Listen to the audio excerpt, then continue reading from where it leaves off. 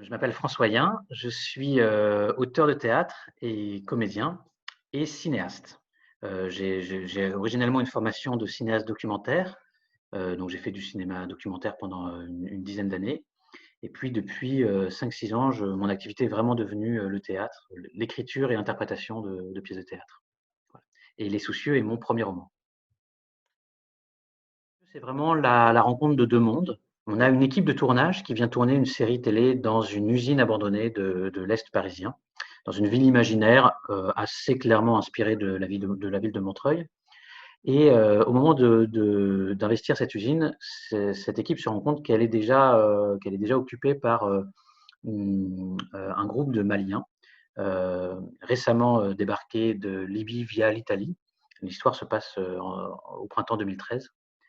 Et les deux groupes décident de cohabiter un temps, pour des raisons qui est un peu compliqué d'expliquer ici.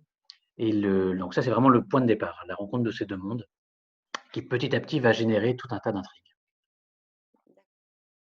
Je me suis inspiré en effet d'un tournage qui a réellement eu lieu dans une usine, alors pas exactement à Montreuil, mais enfin dans une ville très proche de là.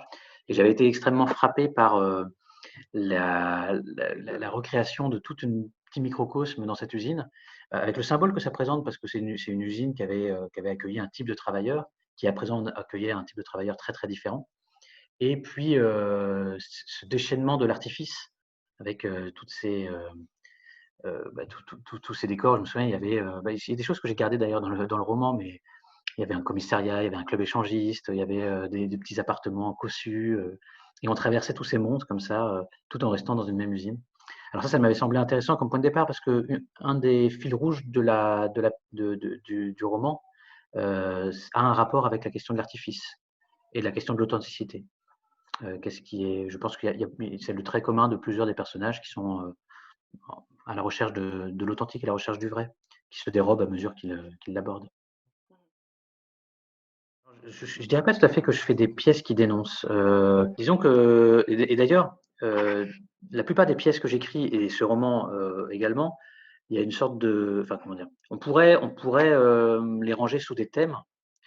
J'ai fait une pièce, dont on pourrait dire qu'elle porte sur, la laïcité, le voile islamique, inspirée de l'affaire Babylou. J'ai fait une pièce dont on pourrait dire qu'elle porte sur l'euthanasie ou la fin de vie, etc. Et en réalité, moi, j'essaie toujours de déthématiser mon travail et de dire que ce que je fais, c'est avant tout de raconter des histoires de personnages pris au piège de cette thématisation et des personnages traversés par les idées de leur temps. Et les pièces comme le roman contiennent une part non négligeable d'idées.